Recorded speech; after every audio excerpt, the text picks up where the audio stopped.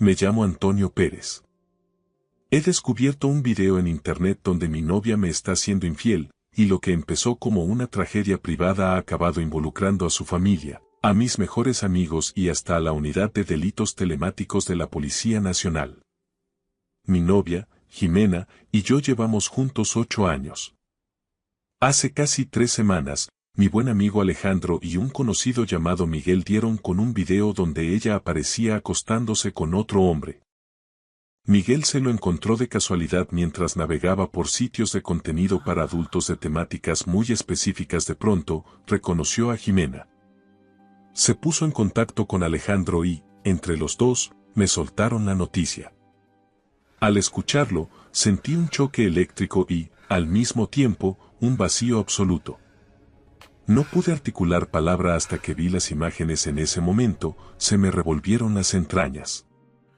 No fui capaz de ver ni un minuto, porque el video estaba editado para ir directo al grano y el rostro de Jimena se distinguía con una claridad insoportable.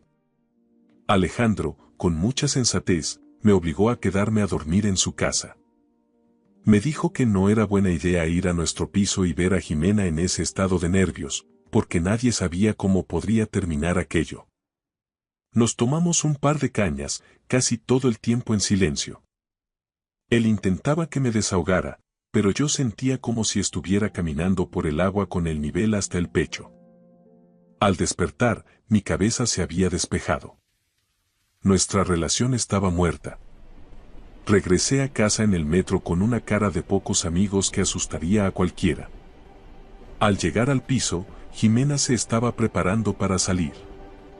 Me preguntó por qué no le cogía el teléfono, pero ni me molesté en contestar, solo le dije que teníamos que hablar. Nos sentamos en la mesa de la cocina, una pieza que restauramos nosotros mismos con madera de la vieja finca de mi abuelo en el pueblo. Ese recuerdo fue el que terminó de romper el dique. Tras reproches y acusaciones, rompí a llorar y le pregunté cómo había sido capaz de destrozar nuestra vida. Ella fingía confusión hasta que solté la bomba y le enseñé el video. Empezó a suplicar perdón, pero yo ya no escuchaba nada.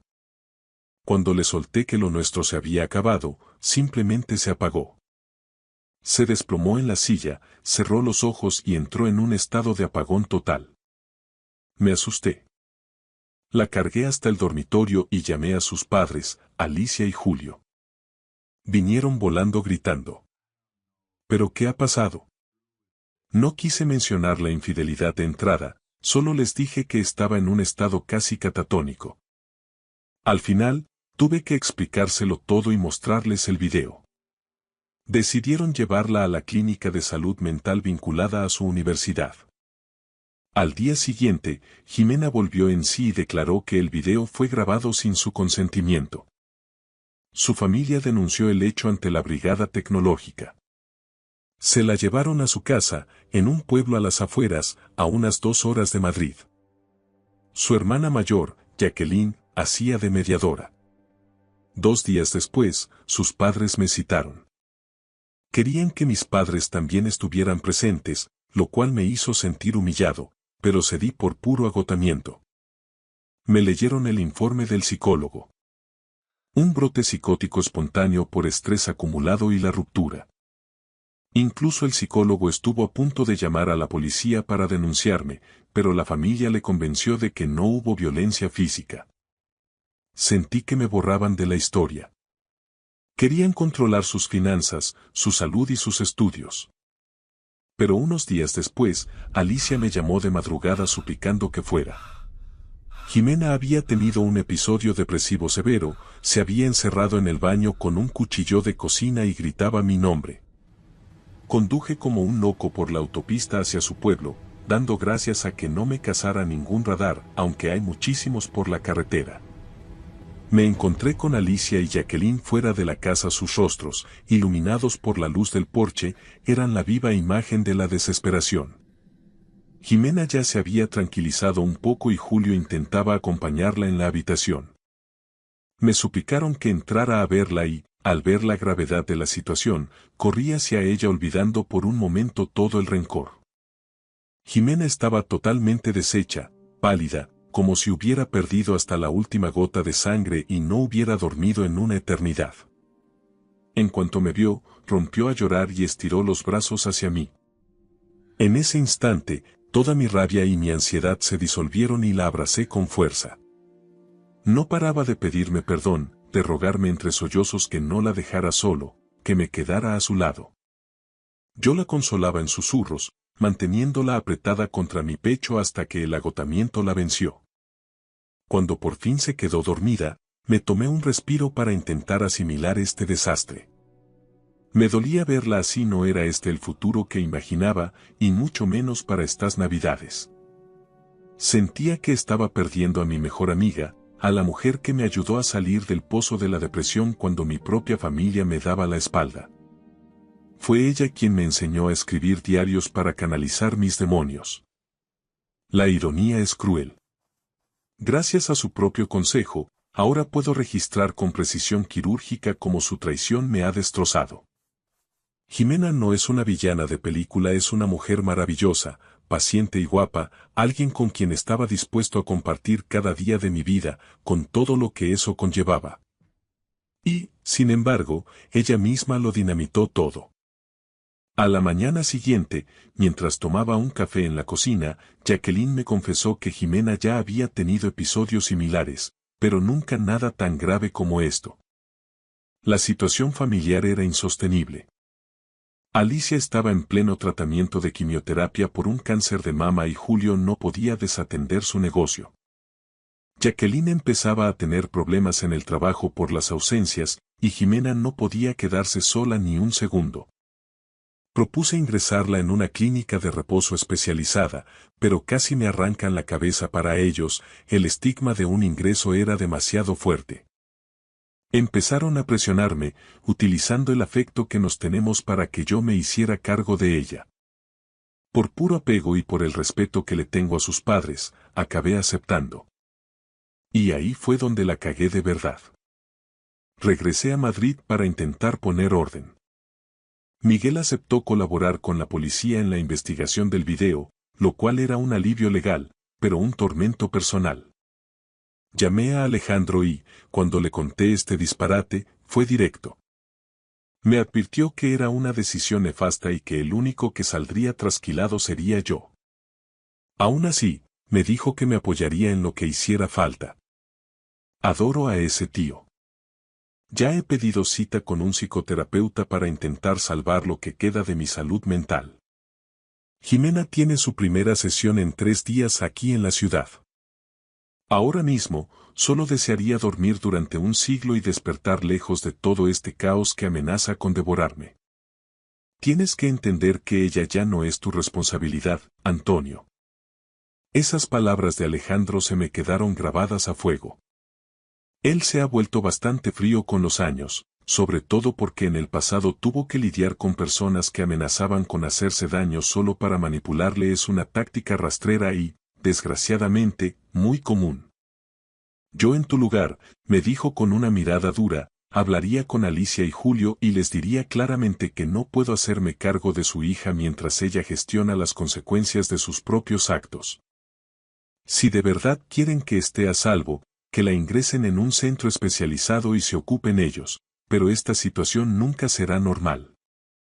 Todo esto va a ser una sombra negra sobre cualquier relación futura, no solo la infidelidad, sino este colapso absoluto que lo envuelve todo. El estrés de tener que cuidar y consolar las 24 horas a alguien que te ha traicionado de esa forma es una carga casi imposible de soportar, te drena la sangre y el alma. Si te soy sincero, tú también eres una víctima aquí, aunque ellos intenten que te sientas como el verdugo, añadió otro amigo cuando nos reunimos para tomar algo y tratar de poner orden al caos. Entiendo perfectamente que ella no dio su consentimiento para que la grabaran, pero ese es un asunto legal que no tiene nada que ver contigo. Al igual que ella es víctima del tipo con el que se acostó, tú eres la víctima directa de su infidelidad. Mi consejo más honesto: sal de ese torbellino, corta todo contacto y termina con este calvario de una vez por todas. Tienes que empezar a vivir tu propia vida antes de que te hundas con ella.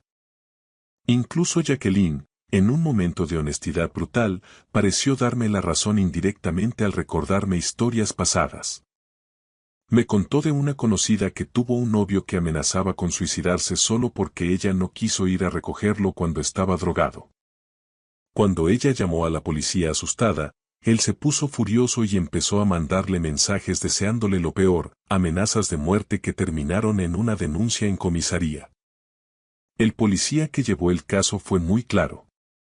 La gente que utiliza el daño propio como escudo intenta manipularte, no caigas en esa trampa ni intentes compadecerlos. Mantente lo más lejos posible. Necesito distancia para ganar algo de claridad. Jimena está mentalmente inestable y lo que necesita es ayuda profesional, no a un novio al que ha traicionado haciendo de enfermero. No puedo permitir que su familia me siga presionando con la culpa para que me quede a su lado, eso solo va a enredar más las cosas y retrasará lo inevitable. Yo tengo que hacer lo que es correcto para mí, y ella debe buscar su propio camino hacia la recuperación con especialistas. Si no la dejo ahora, no solo me haré un daño irreparable, sino que estaré alimentando su comportamiento destructivo. De forma inconsciente, ella verá que su estrategia de colapso funciona para retenerme, ¿y por qué iba a cambiar entonces? El cerebro siempre elige la ruta más óptima para sobrevivir, se dé uno cuenta o no. No soy psicólogo, pero siento en mis entrañas que así es como funciona este juego macabro en el que me he visto atrapado. Han pasado más de 2 semanas desde mi última publicación, y tengo que reconocer que aquel baño de realidad que me disteis fue necesario. Teníais razón. Necesitaba marcharme y empezar a vivir mi propia vida. Desde entonces han pasado muchas cosas, aunque afortunadamente la mayoría han sido de esas realidades aburridas, tristes y decepcionantes que te ayudan a poner los pies en el suelo. Me he buscado un terapeuta conductual, una decisión que debería haber tomado hace años. Tengo varios frentes abiertos que no nacieron con esta traición, y aunque Jimena solía ser mi apoyo en mis crisis de ansiedad, un profesional es otro nivel. Me ha hecho preguntas duras, de esas que te obligan a mirar toda tu vida en perspectiva y a entender que no puedo ser el salvador de quien me ha hundido. Finalmente, me armé de valor y hablé de todo con mi familia. Como sabéis, mi relación con mi padre biológico es inexistente, vengo de una familia desestructurada, así que mis verdaderas madres son mis tías, las 4 hermanas de mi padre. Ellas fueron quienes me criaron y me dieron un hogar. Resultó que estaban mucho más involucradas de lo que yo pensaba. Jimena hablaba con ellas casi a diario.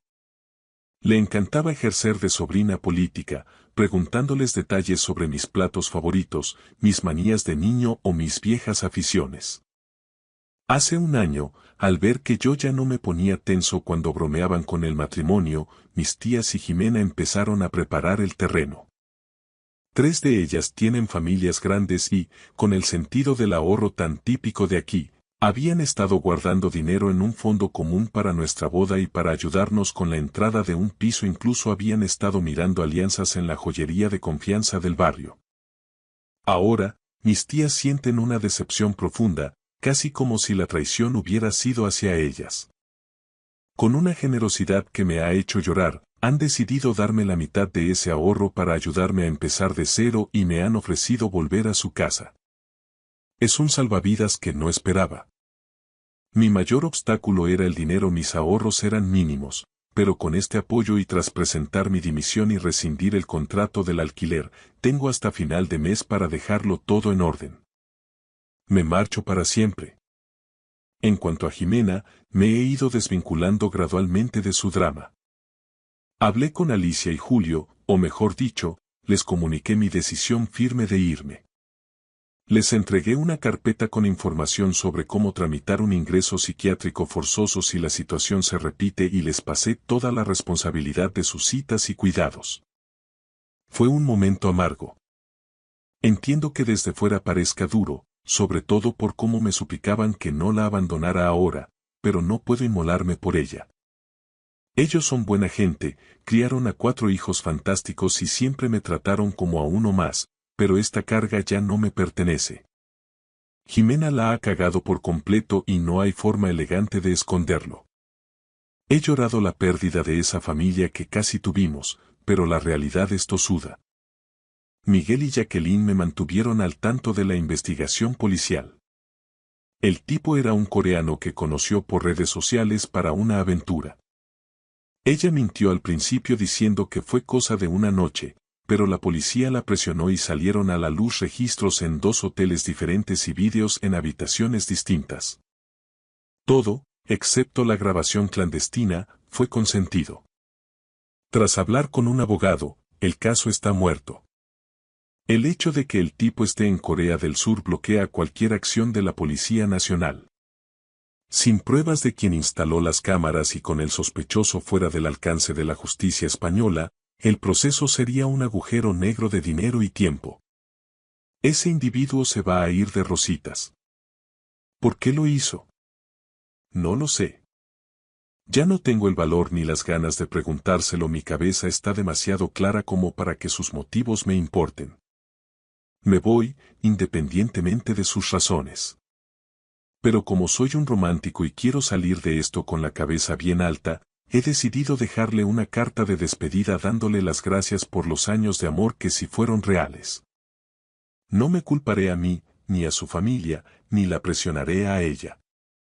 Lo hago por mi propia paz mental, para saber que hice todo lo que se podía esperar de un hombre de honor y un poco más. Me voy con la espalda recta.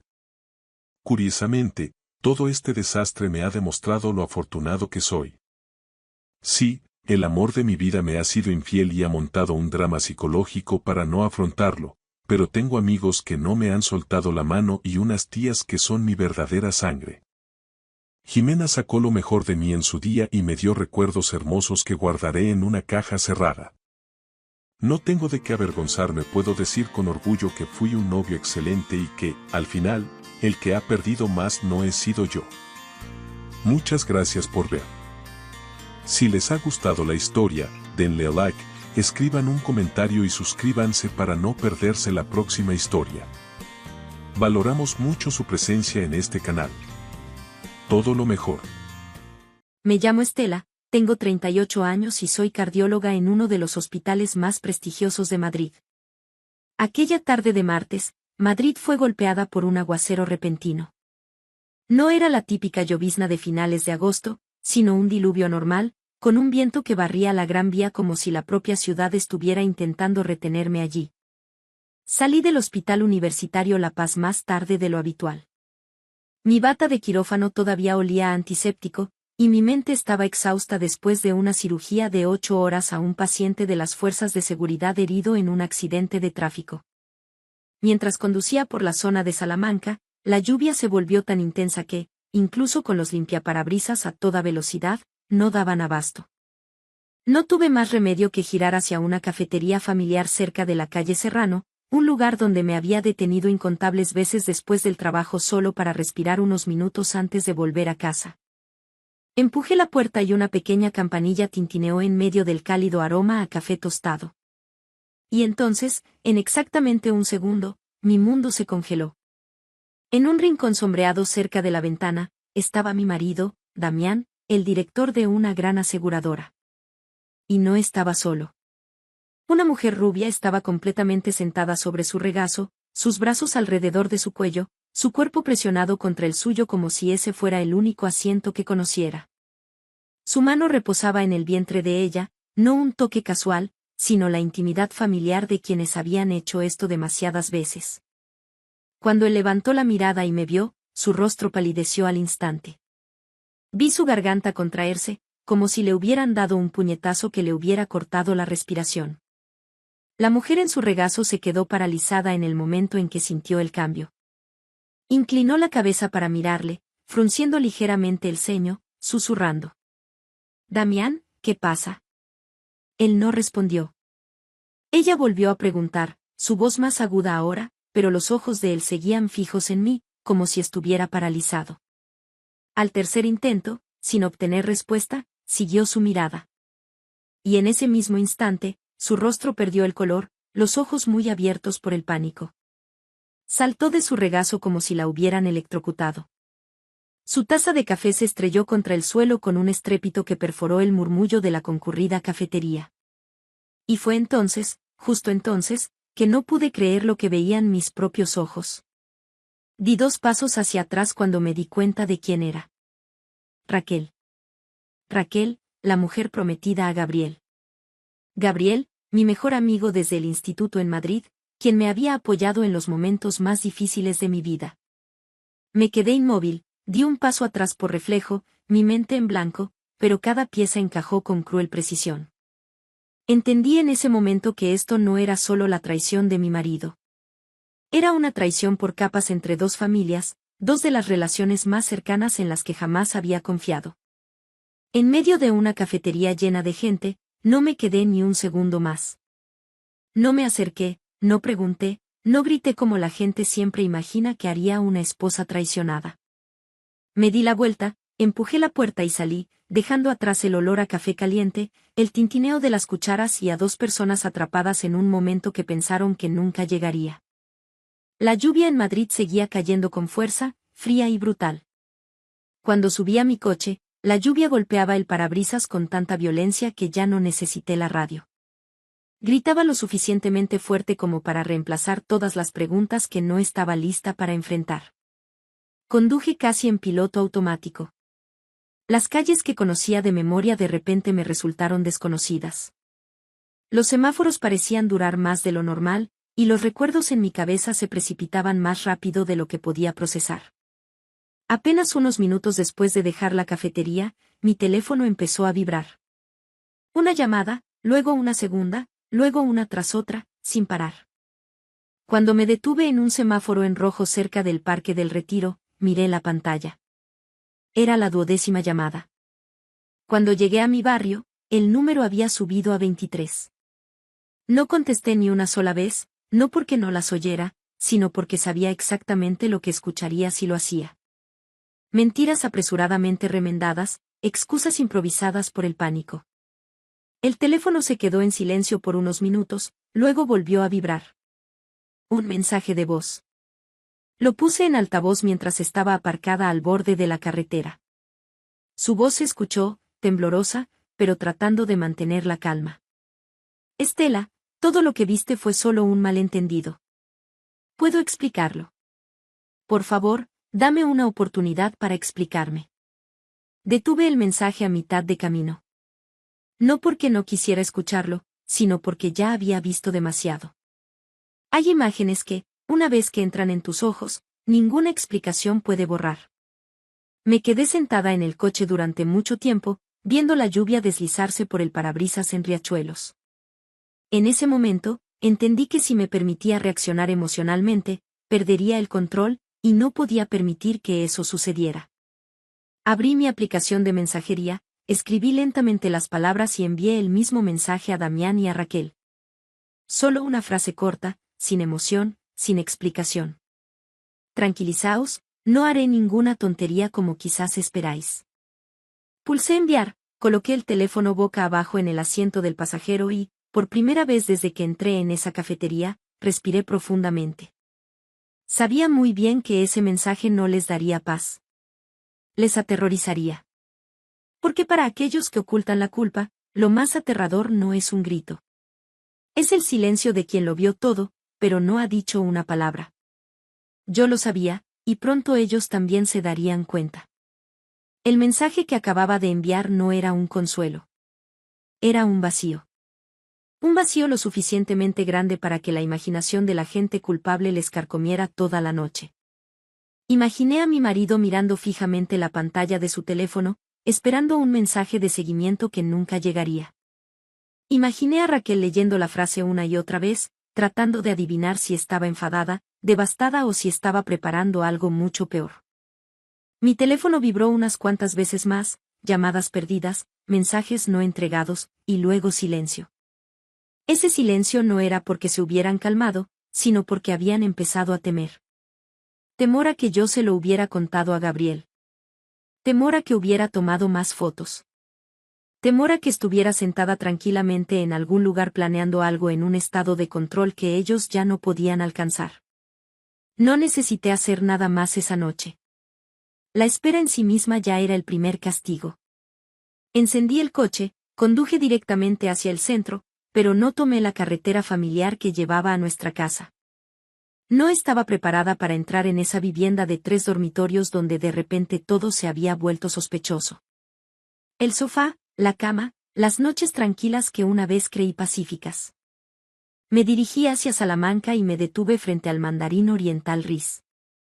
El hotel brillaba con luz, tranquilo y ajeno a todo lo que acababa de dejar atrás. Cuando recibí la llave de la habitación en la recepción, mi voz sonó extrañamente compuesta al decir mi nombre.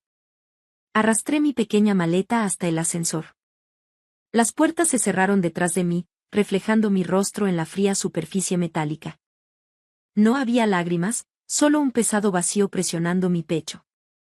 En la habitación, puse el teléfono sobre el escritorio, apagué el timbre y me quedé de pie un buen rato junto a la ventana, mirando la noche de Madrid.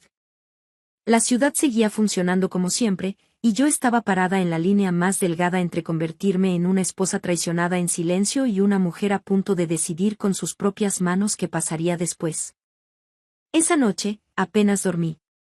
No porque estuviera llorando, sino porque los viejos recuerdos seguían surgiendo lenta pero persistentemente, como si mi cerebro se estuviera obligando a auditar todas las relaciones que una vez fueron el fundamento de mi vida. Gabriel apareció primero en ese flujo de recuerdos. Lo conocía desde los últimos años del instituto en Madrid, cuando todo era aún simple y sincero. Estuvimos en la misma clase, estudiamos juntos para la selectividad, la EBAU, y pasamos por esos momentos en los que los amigos pueden convertirse en una segunda familia. Para mí, Gabriel siempre fue más como un hermano mayor que cualquier otra cosa, alguien que me entendía lo suficientemente profundo como para que nunca tuviéramos que decir demasiado. Raquel llegó más tarde, cuando ya estábamos en la universidad. Amaba a Gabriel con intensidad, estuvo a su lado durante más de 10 años, desde que ambos pasaban apuros hasta que su carrera finalmente comenzó a tomar forma. Yo solía pensar que ese tipo de resistencia era prueba de amor. Pero con el tiempo, comencé a notar las miradas fugaces que Raquel me dedicaba cada vez que Gabriel y yo hablábamos, las preguntas aparentemente casuales que siempre llevaban un matiz de sospecha, los silencios incómodos que solo los involucrados podían sentir. Nunca lo dijo, pero los celos siempre estuvieron ahí, silenciosos e implacables. La verdad es que, entre Gabriel y yo, nunca hubo nada que cruzara la línea de la amistad. Ni mensajes ambiguos, ni toques inapropiados, ni un solo momento que necesitara ser ocultado. E irónicamente, fue esa misma pureza lo que más incomodó a Raquel. Porque cuando no hay culpa a la que aferrarse, la gente empieza a imaginar cosas mucho peores. Me di cuenta de que el pasado que yo creía sólido probablemente ya había sido distorsionado en la mente de Raquel hacía mucho tiempo, lo suficiente para que ella creyera que si no era yo, siempre habría alguna otra mujer a la que tendría que vencer. Y de repente entendí que en esta historia, quizás nunca fui realmente la amenaza de Raquel, sino su excusa. A la mañana siguiente, justo después de terminar mi turno matutino, mi teléfono vibró sin parar dentro del bolsillo de mi bata. Ni siquiera necesité mirar para saber quién era. Cuando desbloqueé la pantalla, el número me hizo exhalar suavemente. 12 llamadas perdidas, todas de Raquel. Luego vino un largo mensaje, su tono pasando de suplicante a ansioso, rogándome una oportunidad para explicar las cosas claramente. No respondí de inmediato. Dejé ese mensaje sin leer durante casi una hora, luego respondí con una sola línea corta, fría pero lo suficientemente educada. Podemos vernos. Acordamos encontrarnos en una pequeña tetería cerca del hospital, un lugar donde a menudo me detenía para unos minutos de tranquilidad entre turnos. La tienda era luminosa, con grandes ventanales de cristal, íntima pero no sofocante. Llegué primero, elegí una mesa cerca de la ventana y pedí una tetera de té caliente. Cuando Raquel entró, inmediatamente noté que algo era diferente. Un abrigo suelto, su mano instintivamente sobre su vientre mientras se sentaba, su figura ya no tan esbelta como las últimas veces que la había visto. En ese momento, lo supe. No hacía falta preguntar. Raquel evitó mis ojos, su voz pequeña y rápida, como si hubiera ensayado. Lo has malinterpretado. Solo le estaba pidiendo ayuda a tu marido con el seguro de maternidad. trabaja en el sector de los seguros, ya sabes. Ella forzó una sonrisa, poco convincente. No la interrumpí. Solo miré el ligero bulto bajo su ropa, algo que la iluminación de la cafetería no había podido ocultar. Los signos de embarazo eran demasiado obvios para llamarlos un malentendido. No discutí. No pregunté nada más. Abrí mi teléfono, lo coloqué suavemente sobre la mesa y giré la pantalla hacia ella. La foto de la cafetería apareció clara, inequívoca. Raquel en el regazo de Damián, sus brazos alrededor de su cuello, la mano de él reposando exactamente donde ella ahora intentaba esconder. La sala estaba tan silenciosa que pude oír una cuchara tintinear contra una taza de té. Raquel miró la imagen, sus labios se movían, pero no salía ningún sonido. No más explicaciones, no más historias sobre consejos de seguros, solo la verdad al descubierto entre nosotras, fría e innegable. Raquel se quedó mirando la pantalla del teléfono unos segundos más, luego lo empujó lentamente hacia mí como si fuera algo sucio que no quería tocar. Permaneció en silencio durante mucho tiempo, el suficiente para que me diera cuenta de una cosa. No estaba avergonzada. Lo que se estaba desarrollando en la mente de Raquel en ese momento no era arrepentimiento. Era cálculo. Cuando levantó la mirada, sus ojos habían cambiado, endurecidos, más afilados y completamente desprovistos del pánico anterior. No entiendes toda la situación, dijo Raquel, su voz bajando, llevando una frustración contenida. Es mucho más complicado de lo que viste. Y luego, como si lo hubiera ensayado, comenzó a culparme a mí. Habló de presión, de momentos de debilidad, de cómo yo de alguna manera había dificultado las cosas por estar demasiado cerca de Gabriel. Por la forma en que Raquel hablaba, yo ya no era la traicionada, sino la que causaba problemas. Luego mencionó a Gabriel, no como el hombre que amaba, sino como un escudo. «¿Sabes cuánto me quiere?», dijo Raquel, su voz ralentizándose, cargada de implicación. «Nos vamos a casar, más de 10 años juntos.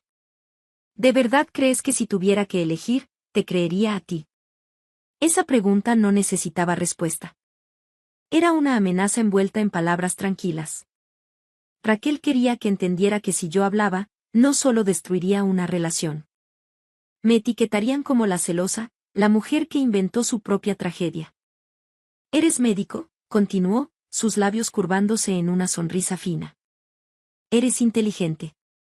¿Sabes cómo verá esto la gente? Una foto puede ser interpretada. Un momento puede ser tergiversado». Escuché sin interrumpir, mi expresión inalterada. Cuanto más hablaba Raquel, más claro quedaba que lo que más temía no era la verdad. Era el hecho de que yo ahora controlaba la narrativa. No tenía idea de que desde el momento en que se sentó a esta mesa, yo había encendido la grabadora en el bolsillo de mi bata. Cada palabra, cada acusación, cada amenaza velada había sido capturada, clara e intacta. No necesité revelar eso todavía. Solo tuve que sentarme allí, dejando que Raquel expusiera su verdadero yo y dejarla creer que en este juego yo todavía era solo la mujer acorralada. A la mañana siguiente, dejé el hotel antes de lo habitual y conduje hasta el consultorio de mi terapeuta en el barrio de Lavapiés, un lugar que había visitado algunas veces durante los años más estresantes de mi carrera como cardio. La sala familiar, la luz suave y el tenue aroma a aceites esenciales contrastaban con el caos que se desarrollaba en mi mente. Mientras le contaba todo, desde la cafetería bajo la lluvia hasta la reunión en la tetería, ella no interrumpió ni una sola vez. Solo escuchaba, asintiendo ocasionalmente como si confirmara algo demasiado familiar. Cuando terminé, hizo una pausa de unos segundos y luego hizo una pregunta muy lentamente, muy claramente. «¿Ves el patrón?». La miré a punto de responder. Cuando continuó, su voz era tranquila, pero firme. «Este es un patrón clásico de manipulación. Comienza con súplicas para ganar tiempo. Cuando las súplicas ya no funcionan, cambian a la culpa para hacer que la víctima dude de sí misma. Y cuando ambos fallan, el paso final es siempre una amenaza. No de violencia, sino de miedo. Miedo a ser aislada, malentendida o vista como la destructora». Mientras hablaba, sentí que algo se movía ligeramente en mi pecho. No dolor, sino claridad. Le hice la pregunta que me había atormentado toda la noche. Debería decírselo a Gabriel ahora mismo. Ella negó suavemente con la cabeza. Dijo que no era porque Gabriel no mereciera la verdad, sino porque la verdad debe llegar en el momento oportuno. Sin pruebas irrefutables, hablar solo convertiría todo en una disputa emocional donde el manipulador tiene la sartén por el mango. Me aconsejó que esperara, que observara, que les dejara seguir revelándose, y lo más importante, que no permitiera que la emoción impulsara mis acciones. Salí del consultorio de la terapeuta sintiéndome completamente diferente a cuando entré. El dolor seguía ahí, pero ya no me controlaba. Ahora entendía que la claridad no viene de suprimir la emoción, sino de ponerla en su lugar correcto. Y por primera vez desde la lluvia en la cafetería, supe exactamente lo que estaba haciendo, y por qué no se lo había contado a Gabriel todavía, al menos por ahora. Regresé al hotel, cerré la puerta tras de mí, por primera vez en días, abrí mi portátil con un propósito muy claro. No para evadirme, ni para lamentarme, sino para examinar los números. La única cosa en este matrimonio que nunca había aprendido a mentir. Inicié sesión en la cuenta conjunta que Damián y yo compartíamos, la que rara vez revisaba porque siempre asumí que se usaba para gastos familiares rutinarios. Pero a los pocos minutos de desplazarme por los extractos, me di cuenta de cuánto tiempo había sido explotada esa confianza. Ciertos cargos comenzaron a repetirse con extraña regularidad. Hoteles de lujo en Madrid y Barcelona reservados las noches en que yo estaba de guardia o en conferencias médicas. Un viaje silencioso a las Islas Canarias. Ninguna foto. Ninguna historia compartida en casa. Y luego una transacción que me hizo detenerme por mucho tiempo. Loewe Chanel, 11.500. No era un regalo de cumpleaños que yo hubiera recibido. No era un artículo que yo hubiera elegido. Era para otra persona.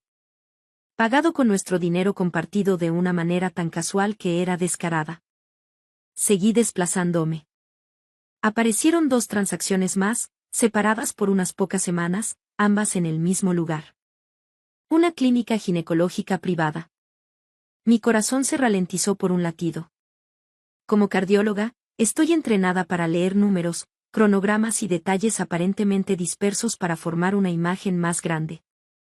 Y en ese momento, todo comenzó a conectarse de una manera escalofriantemente coherente. El momento de esos pagos coincidía con cuando el cuerpo de Raquel comenzó a cambiar, coincidía con los días que Damián afirmó tener viajes de negocios urgentes, coincidía con el periodo en que yo, en mi ingenuidad, todavía creía que estaba viviendo en un matrimonio normal. Me recosté en mi silla, mirando la pantalla.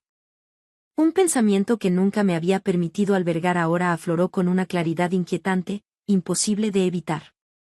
Si Raquel está embarazada y si estos gastos no tienen nada que ver con Gabriel, entonces la posibilidad más probable, más lógica, es que el niño no sea de él, sino de mi marido. No necesité sacar conclusiones todavía. Solo necesité recordar este sentimiento. El momento en que la duda dejó de ser emoción y se convirtió en una hipótesis que exigía pruebas. Y supe que a partir de ese momento, no solo escucharía las historias que contaban. Seguiría el rastro de la verdad, un número a la vez. Mientras los hechos financieros comenzaban a alinearse en mi mente, un viejo recuerdo resurgió con repentina claridad. Hace unos meses, durante un chequeo de rutina en el hospital donde trabajo, Gabriel y yo charlamos brevemente después de su cita. Casualmente mencionó a Raquel con un matiz de inquietud en su voz. Dijo que ella había cambiado mucho últimamente, vistiéndose de manera más atrevida, usando maquillaje más fuerte, utilizando perfumes caros que antes solía despreciar por ostentosos. Lo más notable, Raquel había comenzado a llevar bolsos de marca que superaban con creces lo que su trabajo en la joyería podía permitirse razonablemente. Cuando Gabriel preguntó, ella simplemente se rió y dijo que eran regalos de clientes leales. En ese momento, no le di mucha importancia. Pero ahora, con todas las piezas comenzando a encajar, entendí que Gabriel pudo haber sospechado algo. Simplemente no quería creerlo. Y esa misma negación había permitido que todo se extendiera hasta este punto.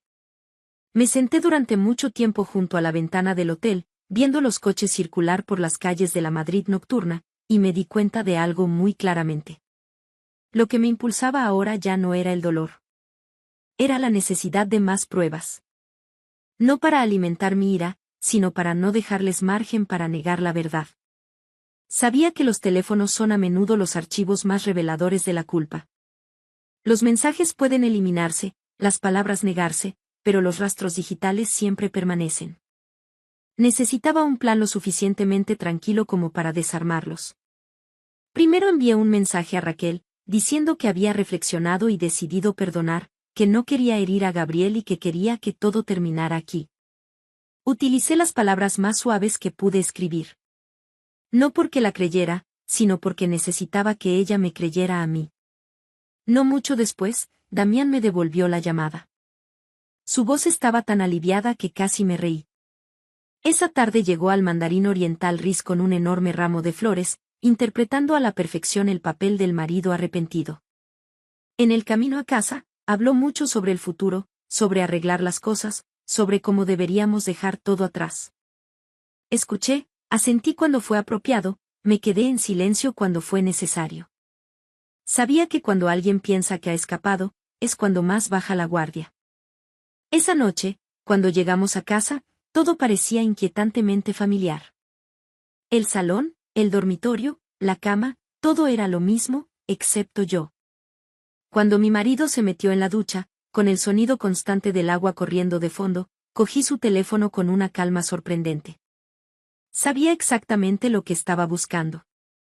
Fui a la carpeta de papelera o eliminados en la galería de vídeos, donde las cosas que se creían desaparecidas en realidad solo estaban esperando a ser encontradas. Y ahí estaba, un vídeo de más de 1 hora. Remitente. Raquel, destinatario. Gabriel. Lo abrí, aunque cada parte de mí quería vomitar. La imagen que apareció me hizo agarrarme al marco de la cama para apoyarme. Estaban en mi dormitorio, en la misma cama que una vez creí que era el lugar más seguro de mi vida. La marca de tiempo brillaba en la pantalla, coincidiendo perfectamente con los días en que yo estaba en Asturias cuidando a mi padre después de su accidente. No más dudas, no más hipótesis, solo una verdad repulsiva y desnuda mirándome a la cara. Y en ese momento, supe que todas las líneas se habían cruzado, y no quedaba camino para volver atrás. Extrañamente, no lloré. No porque me hubiera insensibilizado, sino porque las lágrimas ya no servían para nada aquí. El dolor dentro de mí no explotó. Se hundió, se espesó y luego se transformó en algo completamente diferente. Una conciencia fría y clara. Me senté en el borde de la cama, con el teléfono todavía abierto en la mano, y por primera vez, miré directamente a la verdad sin apartar la mirada. Si me callaba, si seguía interpretando el papel de la esposa comprensiva, la única persona que pagaría el precio sería yo, no ellos. Yo sería la sacrificada pieza por la comodidad y el engaño de quienes habían elegido la traición. Borré el vídeo de la pantalla, devolví el teléfono a su lugar original, luego fui al baño de invitados y me lavé las manos durante mucho tiempo, como si intentara quitarme algo que acababa de adherirse a mi piel. Cuando me miré en el espejo, el rostro que me devolvía la mirada no era el de una mujer que acababa de descubrir la infidelidad de su marido. Era el rostro de alguien que ahora entendía las reglas del juego y no tenía intención de perder. Sabía una cosa con certeza. Si quería terminar con esto, no podía actuar por rabia. Necesitaba tiempo. Necesitaba que creyeran que las cosas se habían calmado. A la mañana siguiente, le envié un mensaje a Raquel. Solo un texto corto, de tono suave, diciendo que lo había pensado y había decidido perdonar, que no quería herir a Gabriel y que quería que todo se detuviera allí. No esperé una respuesta. Sabía que solo recibir ese mensaje sería suficiente para que ella respirara más tranquila. Esa noche, acostada junto a mi marido, hablé de forma casual, como si fuera solo un pensamiento pasajero antes de dormir. Habían pasado 3 años desde que celebramos una gran fiesta en nuestra casa. Ambos estábamos demasiado ocupados con el trabajo. Dije que echaba de menos la sensación de estar rodeada de gente. Echaba de menos las risas, la reunión bajo un mismo techo. Sus ojos se iluminaron al instante. El alivio en su rostro estaba apenas oculto. sugirió casi sin pensar. ¿Por qué no celebramos una fiesta de aniversario por nuestros 8 años de casados? Invitamos a familiares, amigos, compañeros para una cálida reunión. Sonreí y asentí, como una esposa que le da una oportunidad más a su matrimonio. Pero en mi mente, esa fiesta ya tenía una forma muy diferente. No estaba pensando en flores o vino. Estaba pensando en la iluminación, el sonido, la lista de invitados y el momento en que la verdad sería puesta exactamente donde le correspondía. Me quedé quieta en la oscuridad, escuchando la respiración constante del hombre a mi lado, y tranquilamente comencé a preparar el escenario para un final que nunca vieron venir. La fiesta se celebró en un lujoso hotel en el corazón de Madrid, donde los altos salones de cristal reflejaban las luces como un escenario ya preparado para momentos que no podían echarse atrás. Llegué antes de la hora de inicio oficial, con un vestido de tono neutro, maquillaje perfecto, la sonrisa colocada impecablemente. Nadie podría haber adivinado que debajo de esa calma exterior había un guión preparado hasta el más mínimo detalle. Los invitados comenzaron a llegar en número creciente. Ambos lados de la familia, caras conocidas de reuniones anteriores, felicitaciones repetidas como un ritual. Los compañeros de Damián aparecieron en pequeños grupos, apretones de manos firmes, charlas educadas con aroma a trabajo. Luego vi entrar a su jefe, traje perfecto, ojos perspicaces con la tranquila observación de alguien a quien siempre le importó la imagen y la reputación. Todo se desarrolló a la perfección, como la fiesta de aniversario del libro de un matrimonio modelo en Madrid. Ninguna grieta visible en la superficie. Y luego, en la entrada del salón, vi a Gabriel. Hizo una pausa por un segundo antes de avanzar, como si sintiera que algo andaba mal. A su lado estaba Raquel, la mano ligeramente apoyada en el vientre, el rostro cuidadosamente maquillado, la sonrisa contenida con fuerza. Sus ojos escanearon la sala, me miraron de pasada y luego se apartaron rápidamente. Me acerqué a saludarlos, educada, serena, como una vieja amiga que vuelve a ver caras conocidas. Nadie en esa sala sabía que su presencia esta noche era la pieza final que necesitaba. Mientras sonaba música suave y las copas se levantaban en brindis, me paré en el centro de la sala, escuchando el sonido mezclado de risas y charlas, y supe con perfecta claridad. Esta noche no estaba destinada a salvar un matrimonio. Fue construida para que la verdad pudiera tener testigos, y todos los que necesitaban verla estaban aquí esta noche. A medida que el tintineo de las copas comenzó a desvanecerse, y todas las miradas comenzaron a girar hacia mí en un ritual familiar, di un paso adelante. No cogí el micrófono de inmediato. Dejé que la pausa se alargara unos segundos más, lo suficiente para que la sala contuviera la respiración conmigo. Luego hice un pequeño gesto con la cabeza al técnico que estaba junto a la gran pantalla detrás de mí. La pantalla se iluminó. Sin presentación, sin música, solo imágenes en bruto, brutalmente claras. El vídeo apareció. Mi marido y Raquel en una posición que ninguna excusa podía justificar. Un espacio familiar se reveló en segundos. Mi dormitorio, la cama, la lámpara de la mesita de noche, incluso el cuadro enmarcado que había elegido. Escuché a alguien jadear en algún lugar de la sala. Damián se quedó paralizado, el rostro sin color. Raquel retrocedió medio paso, la mano cubriendo instintivamente su vientre. Cuando el vídeo terminó, antes de que yo dijera una palabra, comenzó la grabación de audio. La voz de Raquel, clara, sin editar, innegable.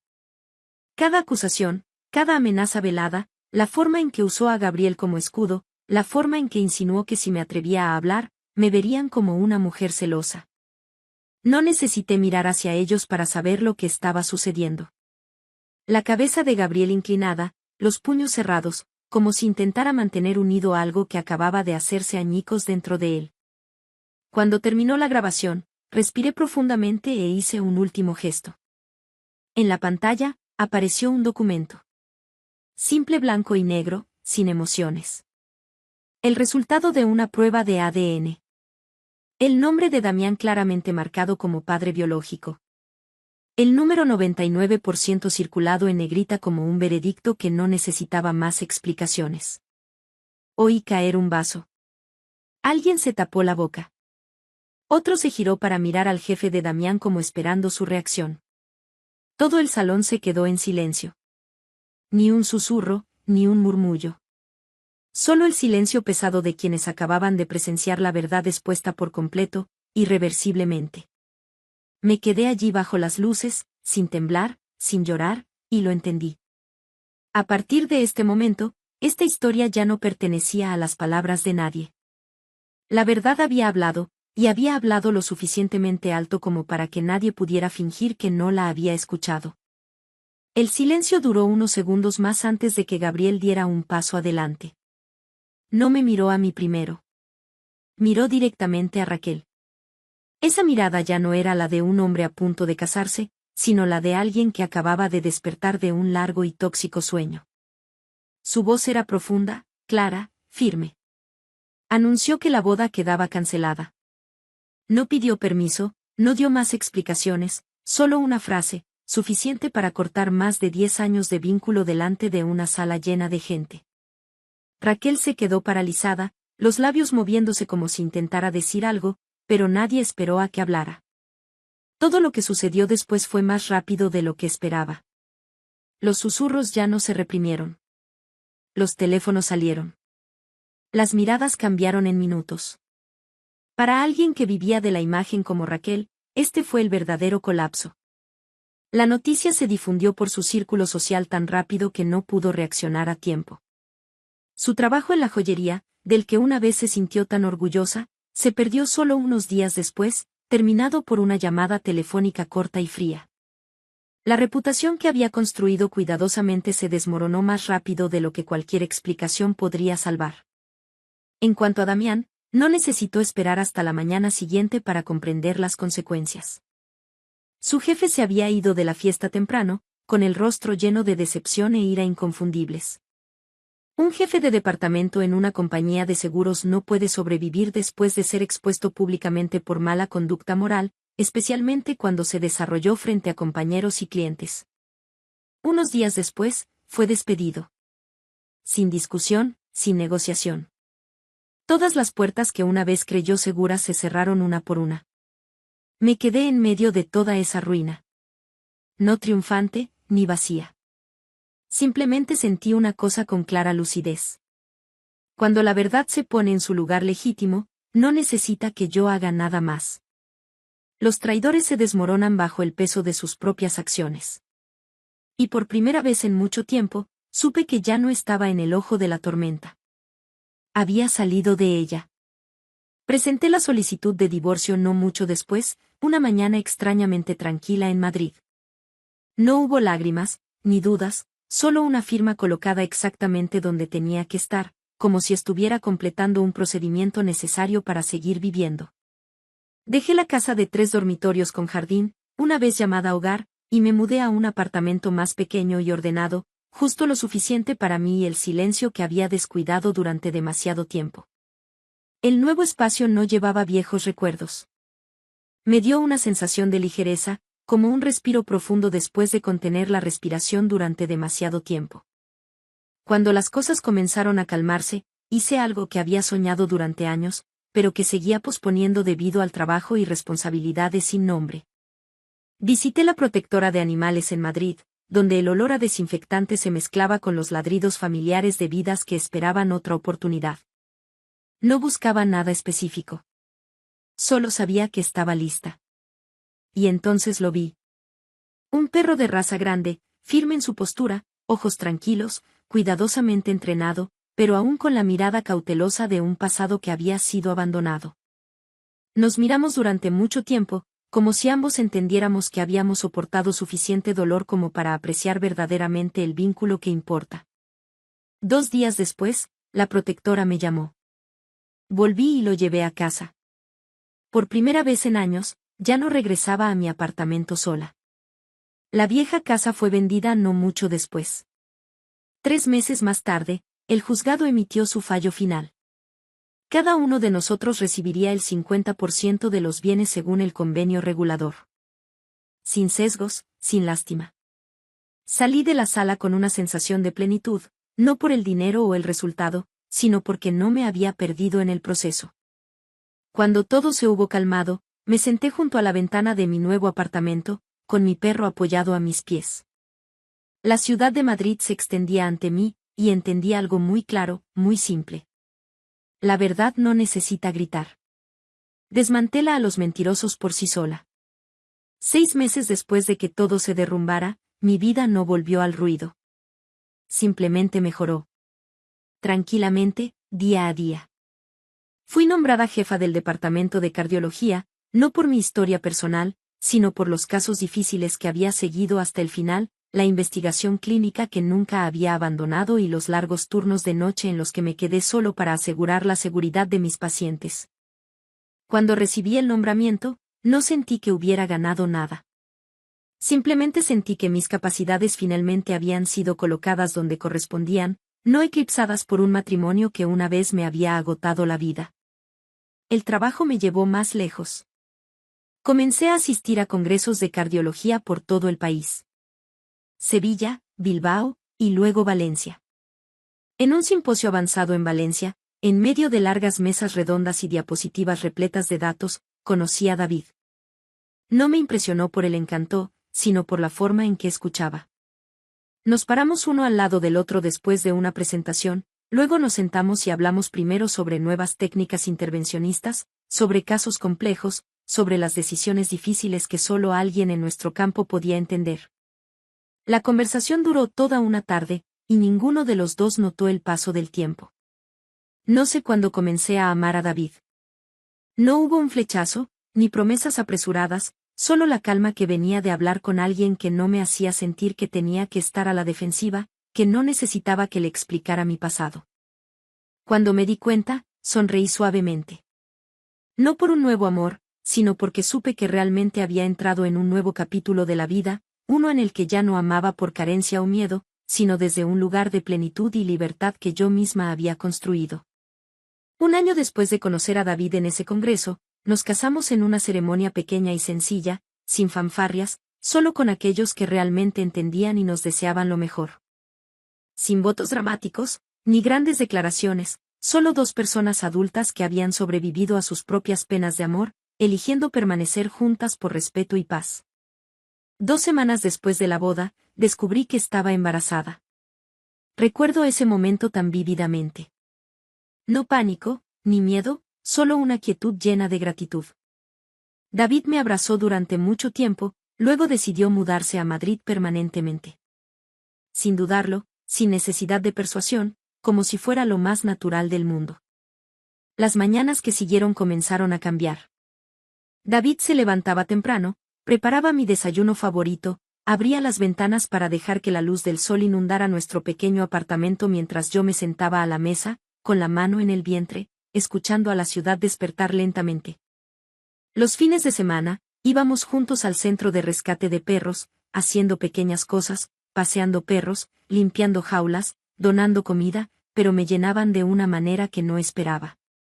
Mi perro siempre caminaba a nuestro lado, tranquilo y leal, como si él también entendiera que esta familia se construyó sobre elecciones amables. 8 meses después, di a luz a una niña.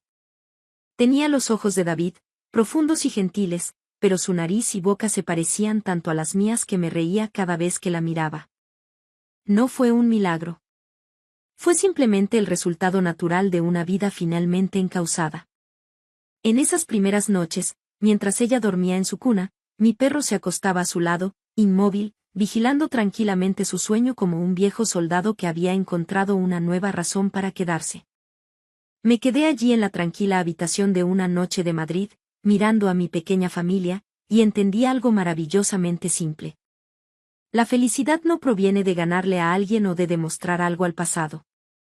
Llega cuando somos lo suficientemente valientes para dejar lo que nos duele y lo suficientemente pacientes para reconstruir nuestras vidas con elecciones amables, un día a la vez. Esa es mi historia. No la comparto para demostrar que soy más fuerte que nadie más, sino para decir esto. Una mujer no tiene que gritar para ser respetada. A veces, todo lo que se necesita es claridad para marcharse, coraje para decir la verdad y la paciencia para reconstruir la vida de la manera más amable posible para una misma. Gracias por escuchar mi historia hasta el final. Si resonó contigo, dale like, escribe en los comentarios qué fue lo que más te tocó y no olvides decir de dónde eres. Suscríbete al canal, vienen muchas más historias.